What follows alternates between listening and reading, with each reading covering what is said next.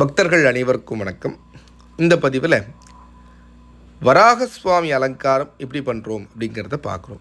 குறிப்பாகவே இந்த வராக சுவாமி அலங்காரம் அப்படிங்கிறது பார்க்கறது ரொம்ப சிரமம். அதுலேயும் இந்த மாதிரி லக்ஷ்மியோடு இருக்கிறது ரொம்ப ரொம்ப அரிது.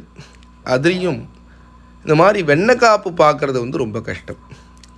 அதுலேயும் இந்த மாதிரி உட்கார்ந்த திருக்கோலத்தில் பெருமாள் மாதிரி உட்கார்ந்த திருக்கோலத்தில் பார்க்குறது ரொம்ப ரொம்ப கஷ்டம். ஆகையினால தான் நம்ம இது மாதிரி புதுமையான அலங்காரமாக பண்ணணுங்கிறதுக்காக இது மாதிரி வெண்ணெயிலேயே நம்ம பண்ணியிருக்கோம்.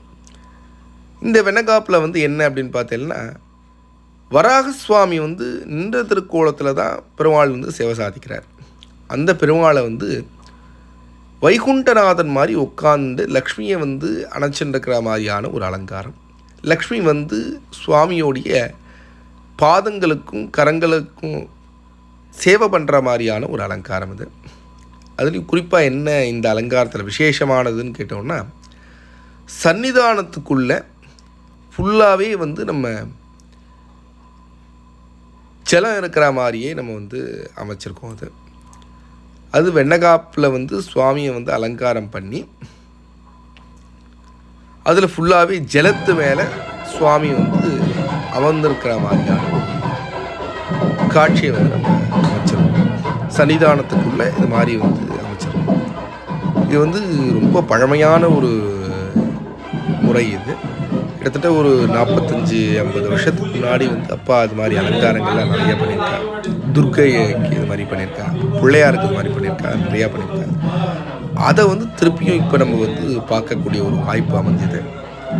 இந்த சன்னிதானம் முழுக்க ஜலத்தினால் பண்ணி அது மேலே தாமரை புஷ்பங்கள்லாம் வச்சு அதில் இந்த பீடத்து மேலே வராக சுவாமி உட்கார்ந்து திருக்கோலத்தில் இருந்தால் எப்படி இருக்குன்ற ஒரு தோற்றத்தில் தான் இந்த அலங்காரம் நம்ம அமைச்சது. இந்த அலங்காரம் பார்த்தோம் அப்படின்னா, அந்த கடலில் சுவாமி பீடத்தில் உட்காந்துருக்காங்கிற மாதிரியான ஒரு அலங்காரத்திலேயே இருப்பார். அது நேரில் பார்க்கும்போது ரொம்பவே வித்தியாசமாக இருக்கும். அதனால தான் இதை இந்த அலங்காரத்தை நம்ம பண்ணியிருக்கோம். இது ரொம்பவே வித்தியாசமான அலங்காரம்.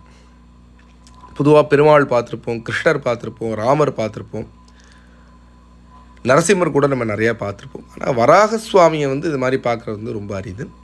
அதில் இதை இந்த மாதிரி அலங்காரம் நம்ம இதில் அமைச்சிருக்கோம். இந்த மாதிரி புதுமையான பதிவுகள் நிறையா பார்க்க நம்மளுடைய சேனலை சப்ஸ்கிரைப் பண்ணுவோம்.